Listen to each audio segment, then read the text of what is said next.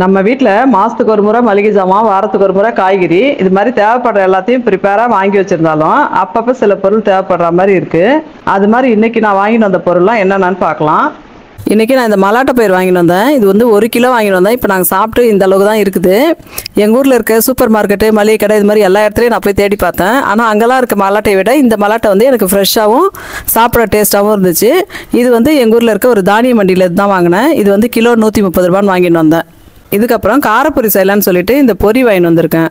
நாங்கள் காரப்பொரி வந்து கடையிலாம் வாங்க மாட்டோம், வீட்டிலே செஞ்சுக்குவோம். அப்புறம் வீட்டுக்கு தேவையான ரவை, நாட்டு சர்க்கரை, அப்புறம் பொட்டுக்கடலை, பட்டாணி, அப்புறம் சேமியா, மக்ருனி, இது வந்து கடலைப்பருப்பு, தோரம்பருப்பு இதெல்லாம் வாங்கியிருக்கோம். அப்புறம் ஸ்நாக்ஸுக்காக கருப்பு எள்ளு உருண்டையும் இஞ்சி மரப்பாவும் வாங்கியிருக்கோம். இஞ்சி மரப்பா சாப்பிட்டா நல்லா செரிமானம் ஆகுன்றதால கடைக்கு போகிறப்பெல்லாம் இதையும் நான் வாங்கிட்டு வந்துடுவேன்.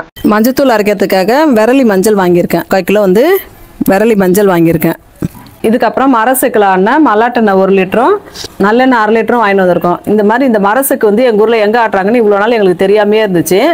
சமீபத்தில் வந்து இந்த மல்லாட்டை பயிர் வாங்க போன இடத்துல அங்கே விசாரிச்சு பார்த்ததுல எங்களுக்கு இந்த மாதிரி மரசெக்கு ஆடுற இடம் எங்கே இருக்குன்னு சொன்னாங்க. அங்கே போயிட்டு இப்போலாம் சமீப காலமாக நான் வந்து இங்கே தான் போயிட்டு இந்த மாதிரி வீட்டுக்கு தேவையான மல்லாட்டெண்ணெய், நல்லெண்ணெய் இதெல்லாம் வந்து வாங்கின்னு வரேன். மரசெக்கில் ஆடின நல்லெண்ணெய் வந்து சாதா நல்லெண்ணெயோட சாப்பிட நல்லாயிருக்கு.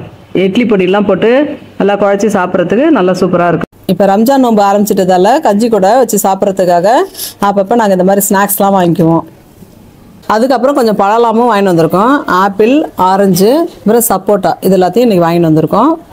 சேலட் செய்யறதுக்காக கொஞ்சம் கேரட்டும் சின்ன சின்னதாக இருக்க அந்த வெள்ளரி பிஞ்சும் வாங்கிட்டு வந்திருக்கோம். இதுக்கப்புறம் மார்க்கெட் போயிட்டு வெங்காயம், உருளைக்கிழங்கு, அப்புறம் தக்காளி,